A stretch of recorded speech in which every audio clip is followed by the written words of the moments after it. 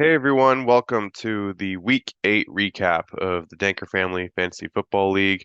I'm your host, Paul Jensen. If I sound a little under the weather or sick or nasally, whatever, it's because I've been dealing with a little something the last couple of days, so hopefully it goes away soon. But yeah, great Week 8. Let's go ahead and dive right into the action of what happened last weekend. To start things off, just a quick look at the standings. Obviously, you have Uncle Tom still leading the way at 7-1, first place overall, first place in the West, with Joan at second place at 5-3, and then you have John Lopp in the middle at 4-4, a little even Steven there for you.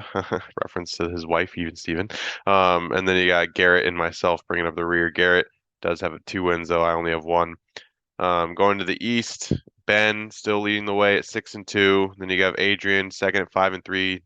Nels 4-4 in the middle of the pack with Carol and Carey both at 3-5, bringing up the rear. For points four, we do have an announcement to make. Ben Danker has surpassed Uncle Tom in points four so far. So look at that. Tom is no longer number one in everything. He is no, he is number two in points for behind Ben with Joan and Adrian in third and fourth, who are also above the 1,000 mark. Still yet to reach 1,000. Nels, John, and Carol all in the 900 range, with Carrie, myself, and Garrett still in the 800s. And then for points against, again, Adrian still widely in the lead. He's been very fortunate. Has had very few points against in the 820s. Next highest is 919. That's almost a 100 point difference right there. But yeah, and then with Garrett, Carey, and John having given up or having their opponents have scored more than 1,000 against them. And then just looking at some streaks. Ben Danker is on a 5 game win streak. He's on fire. Uncle Tom has won 2 in a row since getting his first loss this season. And then on the losing side, it's just me and Garrett. We're both on 5 game losing streaks. We're both not doing so well. So yeah, better days ahead for Garrett and I, that's for sure. Um, and then also wanted to look at the playoff bracket now too, since we're more than halfway through the season. Right now, as it stands, it would be Adrian and Tom playing, even though they just played literally, and Joan and Ben would be in the other one. So, those are your four playoff teams as of now. Obviously, Nelson, John Lopp are the two that are kind of on the outs, trying to get in, trying to get hot. They're trying to rack up some wins and hope for some losses from one of these four. So, those two are definitely going at it to try to make the playoffs. Carrie and Carol, I mean, they both. I mean, Carrie lost last week, but Carol did win. But um, they're both like with those two and with me and Garrett, we're kind of shaping up the rear right now. And looking at the scoreboard, most points from this week goes to Ben. He had 149.16. Now, I don't know if that's the third or just the second time it's happened to Ben, but he's had quite a good amount of those. Fewest points goes to myself, 95.6. Only two of us didn't even get 100, myself and Garrett, of course, last two teams, of course. Um, and then best win also probably has to go to Ben. He won his game by more than 50 points, 51.8 to be exact. So Ben gets the best win of the week. The toughest loss. This one, I could have gone Carey and I could have gone Nels just based off point differential, but I'm actually going to go with Adrian for toughest loss because he actually could have beat Uncle Tom if he would have made just a few different changes to his lineup, and they were kind of somewhat obvious changes. I mean, that's just my opinion, but um, who knows? Like, if he would have just made one or two different things go on, then he could have beaten Uncle Tom, and he could have really shaken things up in the league as far as like the top of the standings go. But yeah, so I'm gonna give Adrian the toughest loss, and with that being said, I'm gonna give Tom the luckiest win because we'll go into it, but yeah, Uncle Tom really lucked out with some of Adrian's decision making as far as his starting lineup for this past week. So going into the matchups now, Carol versus myself, we had two last place teams going into this weekend. Um, Carol got the best of me like I predicted, so I got this one right. For Carol, it was Jalen Hurts, Jamar Chase, Sam Laporta, Rashad White, and even her kicker, Riley Patterson. They all did pretty well. For me, I mean, I had a few players do well. Tua, Derrick Henry, Dalton Kincaid, finally, I got a decent tight end performance for once. And even the Jets defense, I mean, they got 10 points, but yeah, only four for me really where Carol had kind of the majority of her team overperformed and even her bench, Carol's bench outscored me. Her bench had 105 points. Now obviously most of that came from these three players and Mixon, Ingram and Dotson, but still, when your own bench can outscore your opponent, like that's just, couldn't have gone wrong for her. But yeah, and she beat me pretty swell too. Like I think 37 points, I think if I'm or no, 30. It was yeah, 37, 38, something like that. Um yeah, for me, obviously the majority of my team underperformed. I got another bad performance from my receiving group. Keenan Allen, Puka Nacua, Devontae Adams, like I mean, they just didn't come through once again, shocker. Made a bad decision at running back. I picked up Kareem Hunt earlier in the week specifically to start him, but then when they said Jerome Ford was available, I went against what I should have stuck with and played forward, and that obviously didn't work out. Um, yeah, so just overall, not good. My team is just garbage. So, yeah, not looking forward to the rest of the season, honestly. But moving forward, though, for Carroll, I would actually, even though Rashad White has played well recently, I would actually go with Joe Mixon ahead of White. Uh, and I wouldn't worry about Pacheco too. That was kind of a really weird week for the Chiefs, and I think that he'll bounce back next week. But moving forward though, Rashad White's got some really tough matchups going at some real good run defenses in the next 3 weeks. So I actually see Joe Mixon kind of overperforming him. Now again, that's just I could be way wrong, which obviously I'm 1-7, so definitely don't take my my word for it. But my opinion, I think Joe Mixon would be a better choice over Rashad White moving forward, and I would stick with Pacheco even though he had a bad week. And then obviously, yeah, Carroll's going to need a new tight end moving forward. Sam Laporta's on a bye. Evan Ingram's on a bye.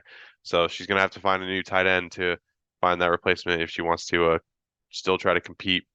Um, as for myself, Puka might be in a little bit of trouble since Matthew Stafford got hurt. I don't know how that affects him or the rest of the Rams group.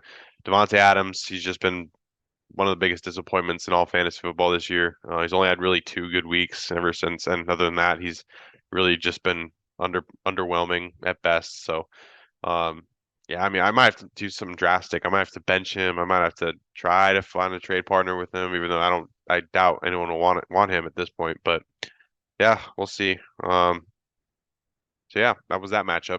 Going forward to the next one, we have Nels versus Joan. Um, yeah, I predicted Nels would win, and I got this wrong. Joan pulled out the victory, so good for you, Mom. Looking at the players that Dad had, I mean, Javonte Williams did really well, best game of his season so far. Adam Thielen had another good game, even though he underperformed, still did pretty well. And then Michael Pittman, he's been very solid and consistent for Dad for Nelson's whole year. And then for Joan, obviously Josh Allen and Austin Eckler, the QB and the running back one did their things, getting 20 plus points each. And then Garrett Wilson, he had a good game too, and Harrison Butker got double digits. So it's always good when your kicker can give you double digits. But yeah, and that obviously looked like it was the difference in the game is Harrison Butker getting 11. So in the fantasy matchup, I say. So yeah, yeah, Mom was definitely carried by Allen and Eckler, which is what usually those two are should be the highest scoring if they're on your team. I mean, going back to the beginning of the season, we thought those are two of the better fantasy players available. And then for Nels, it was his key players not really coming through, right? Like Lamar Jackson, after coming off that great week against Detroit, you'd think he had another good week against Arizona, but no, he really didn't do much. It was mainly the run game that beat Arizona for Baltimore. Tony Pollard, I mean, the Dallas offense was great, just not Tony Pollard. It's just like go figure, right? Um, and then Chris Olave, he struggled, and Travis Kelce, he only got 11 points, which normally you would take for most other tight ends, but since it's Travis Kelce and you're so used to him getting like 15 plus points every week, it's a tough one to swallow, especially when you lose by 11.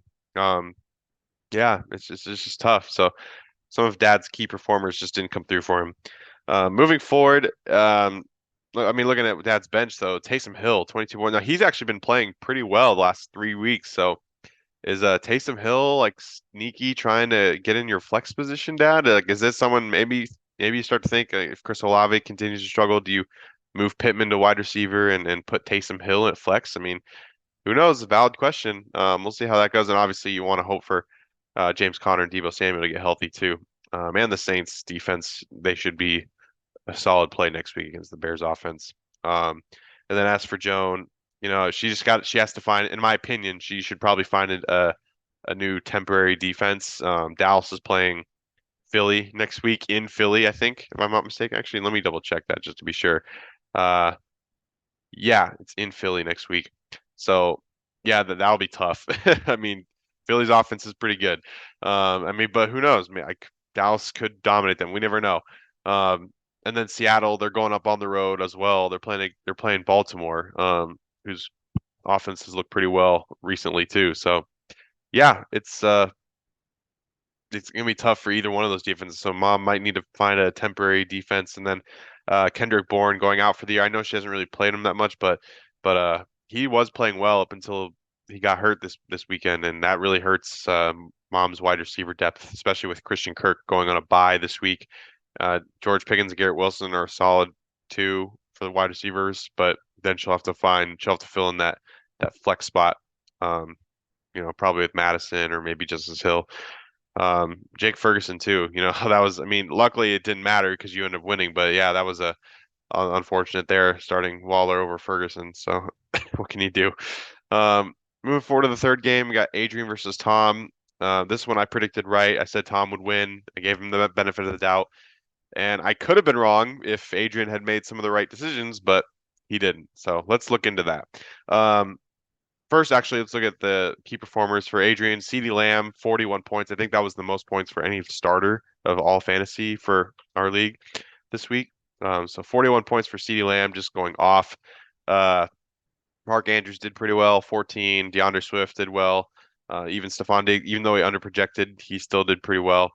Um, and then for Tom, you had Josh Jacobs, you have Tyreek Hill, Brandon Ayuk, TJ Hawkinson, Devontae Smith, even Brandon Aubrey. Like for Tom, it was just, he had a great, other than Patrick Mahomes and Kenneth Walker, like the rest of his team pretty much did their job and more. So Tom kind of really benefited from having down weeks from his quarterback and one of his top two running backs. Um, but yeah, six players overperformed the projection for Tom. And then for Adrian, his bench actually outscored his starters. His bench got 118.48. His starters got 118.28. So just that point 0.2 difference. Yeah, but if you look at it, yeah, DeAndre Hopkins, man, he had 34 points on the bench. That alone could have made up the difference. If you just start him instead of Drake London, right? I mean, it's all, hindsight's 2020, but still.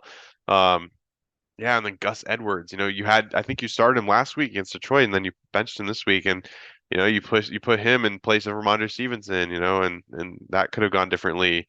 And he's been playing well recently, too. And then Sam Howell, right? Like the one week you bench Sam Howell, he goes off for 30 points, and you picked up Matthew Stafford like 30 minutes before the game started on Sunday. I noticed that transaction, and that didn't work out for you either. So if you'd have just stuck with your guys, man, could have worked out, but. Yeah, I just can't have everything, man. Moving forward, I would say Gus. I mean, Gus Edwards has been playing really well recently, and I like him a lot more than Ramondre Stevenson. Now, I know Stevenson's had some good weeks, but and Gus Edwards didn't really get off until 2 weeks ago, but he's been playing well enough to really garner some starts. So I like Gus Edwards for you.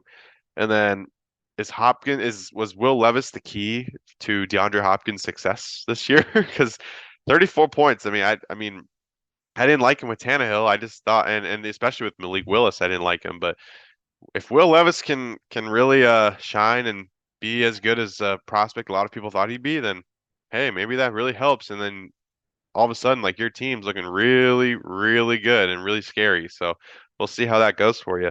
And for Tom, I would say don't panic over Mahomes' bad game. That was just kind of an anomaly for him. That was his first road division loss of his career and his first ever loss against the Broncos too. He was also pretty sick on Sunday too. I saw some reports, so that could have affected it as well. So I wouldn't worry too much about Mahomes. The one thing I actually would worry about though is Kenneth Walker.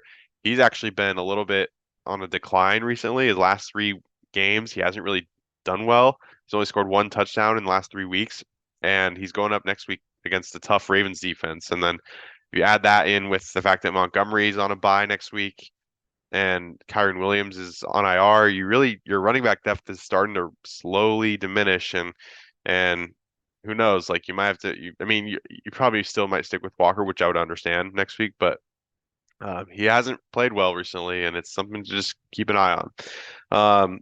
Moving on to the fourth matchup, Kerry versus John. I also got this one right. I said John would win, and he did. For Carrie, she had Kirk Cousins did well up until he got hurt. Brees Hall had a good game. Amon-Ra St. Brown had a good game. And Jahmyr Gibbs going off for the second week in a row. Um, he's really been a godsend, even though it might not necessarily have been helping you with wins, he's definitely been helping overall. So he's been pretty good. And even the Jaguars defense did pretty well too for you. For John, Justin Herbert finally bounced back. Saquon Barkley, Alvin Kamara, go figure. His running backs are doing well. Jalen Waddle had a great week. Um, Chiefs defense did well. Even Brandon McManus, his kicker, got 16 points, just like Carroll. Carroll's kicker got 16, and so did you. Um, yeah, so key to victory for John. I mean, he only had two players in single digits, Cooper Kupp, shockingly, and his tight end, shockingly. And that's more of like a, quote unquote, shockingly, because that's the one position that John's still struggling in. Um, but yeah, the rest of his team just overall did really well. I mean, even the guys who underhit their projection, like Jonathan Taylor, 10 was enough for you this week, and everyone just kind of did their part. So that's kind of what you need in fantasy, right? For Carrie, the majority of her team underperformed the projections, and the people who did overperform didn't overperform by a lot. I mean, other than Jahmyr Gibbs and Brees Hall. And also I think the Cousins injury kind of hurt your momentum. I mean, obviously it's hindsight's 2020, right? You could have played Dak Prescott instead, but who'd have seen that coming? And some other pieces as well.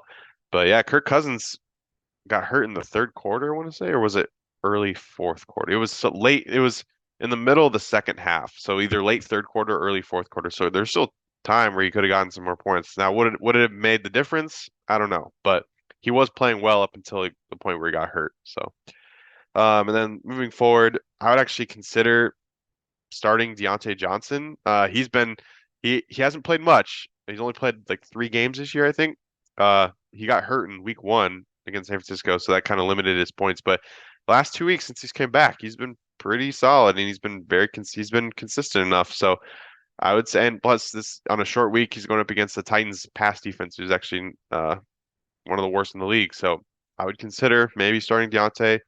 I know DJ Moore's going up against the Saints who have a good secondary. So, and you just don't know what their quarterback situation is, if Justin Fields is going to come back or if they're going to stick with Bagent, who looked pretty bad last week. So yeah, I would consider maybe going with Deontay Johnson next week, at least giving him a shot. And then obviously, like, Kirk Cousins' injury sucks, but luckily you have two other quarterbacks at your disposal, so you could probably go with Dak or Trevor Lawrence next week. Probably Dak just because he's been playing better overall than Trevor Lawrence has, so you have that for you. And then for John, obviously still looking for a tight end. I think this is like a fifth different tight end he's had this year. Um, that's the one position that he really just can't seem to figure out. Everything else looks good though. I will say, will Matthew Stafford's injury negatively affect Cooper Kupp? I mean, even before he got hurt, Cooper Kupp's had a couple down weeks in a row. So who knows if the Rams offense in general just is declining, but uh, yeah, just not look so far. Cooper Kupp on a downhill slope as it is right now. So and especially going into next week with a backup quarterback, we'll see how that works out. But luckily for John, he's got a lot of depth, so it doesn't really matter too much for him. He could easily go with Jordan. I mean, Jordan Addison though, he's missing Kirk Cousins too, so we'll see how that works out. But still, you have Gabe Davis who's had some great weeks. You have Tyler Lockett who does pretty well. So I think John's going to be fine overall. And then finally going into the last matchup. Ben versus Garrett, boy, did I whiff on this one. And I thought there was a slight chance that Garrett could have make a nice little upset victory, but no, that did not happen. In fact, it definitely was the least likely chance of winning from all the of all the teams that lost this week. Yeah, looking at Ben's lineup, obviously, his big three, right? McCaffrey, ETN, and AJ Brown. I think Ben's had like the best big three, like a group of three players of anyone in this league so far. I mean, those three in particular really have been carrying Ben's entire team this whole season. And they did their part. And then David and Njoku did well too. You know, it's always great when a middle of the pack tight end gets you 17 points. Like that's great. For Garrett, it was basically just George Kittle, and that was it. No one else really did anything special. I mean, Mike Evans got 12.9, almost 13, but other than that, that's pretty much it. Not looking good. I mean, your kicker got 10 points, so that's decent, but not really anything else. Um, but even with that said, if you had played Joe Burrow, if you had played Jerry Jeudy, there really wasn't anything Garrett could have done because Ben had this in the bag already. Yeah, so not much really to say about this matchup. But moving forward, uh, Ben's depth will be tested. McCaffrey and ETN are both going to be on buys next week, so Ben's going to have to. He's either going to go with his two backup running backs, which I don't know if Khalil Herbert's still on IR, but he's definitely going to have to pick up a running back or two. Because yeah, these two on buys, yeah, whoever's playing Ben next week, congratulations, because you're playing Ben at the best possible time of the season. So good on you. And also Calvin Ridley's going to go on a buy too, so that'll force Ben to start either Cooper or Godwin, or even Tyler Boyd if you really wanted to. So Ben's depth is going to be tested next week. And also, dude, if if if Justin Fields doesn't come back and he's not healthy next week, please get a different quarterback. And I'm a Packer fan. Like I know Jordan Love stinks. I mean it's not really just him, but it's just the Packers offense just stinks in general. They haven't played anywhere near good, anywhere near well in the past 4 weeks. So yeah, just try to find a new quarterback, man, especially with all this great depth of yours being hindered this upcoming week. Um, for Garrett, not much else to say. I mean, it's not really looking good for him. Um, maybe go with Joe Burrow over Jared Goff just because he's been playing a lot better recently. But even then, like, there's really not much you could do. Justin Jefferson's still on IR. Um, the Broncos are on a bye next week, so you're not gonna be able to play Judy or Sutton. So you could go with Goddard at flex if you wanted to. Maybe, I mean, Odell's been pretty lame as a wide receiver so far this year. So yeah, you might just have to go Goddard at flex or pick up someone off of waivers or something. But yep. So overall, my record this year is 23-17 at making predictions. So I went 3-2 this week, got two wrong. But yeah, I'm still 6 over 500, so that's good. And then finally, to wrap things up, looking at the final standing projections. Tom still solid at number one, moving up to number two. I mean, still staying at number two. I shouldn't say that. Well, this is from draft day, so I always have to mention that. But number two is still Ben. I think he was Ben at number two for a while. Adrian moved up to three. Joan is up to four, which makes sense because those are the four playoff teams as of right now. Dad, Nashville Packers fan, is at five with John Lopp, I believe, at six. Yep. And then Carol's fallen down. Carol's down to seven. Carrie is to eight. Garrett's at nine, and myself dead last. So Garrett's still the worst trending down from draft day, and then Ben. I think is gonna easily win, out projecting draft day for sure. And then with Adrian and John in second and third place for that. So that's the video. Thank you so much for watching. I really appreciate it. I'm going to be in Iowa for a wedding on my dad's side of the family this week on Thursday. So I'll see what that's like making a prediction video for then. So, or if not, then I'll probably just do it when I get back on Saturday and just not worry about predicting for Thursday's football game anyway. So thanks for watching. I really appreciate it. Have a great week, everyone. And this has been the Dankert Family Fantasy Football Podcast. Paul Jensen signing off. Have a good one.